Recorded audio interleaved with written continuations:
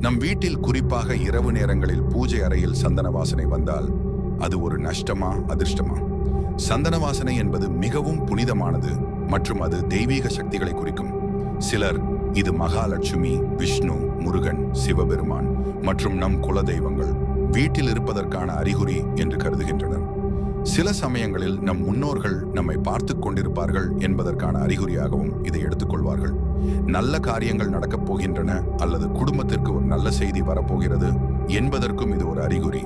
சில நேரங்களில் தீபம், மந்திரம், பூஜை, ஹோமம் போன்றவற்றால் வீடு முழுவதும் தெய்வீக சக்தி பெருகும். கேதார கௌரி விரதம், நவராத்திரி விரதம், மகா சிவராத்திரி போன்ற நாட்களில் இது ஏற்படலாம். சிலர் பூஜை அறையில் சந்தன வாசனை வந்தால் தீய சக்திகள் அருகில் இருக்க முடியாது. இது கடவுளின் அருள் கிடைக்கிறது என்பதற்கான ஒரு அறிகுறியாகும். இதன் மூலம் தெய்வீக ஆசி வீட்டில் நிலையாக இருக்கும்.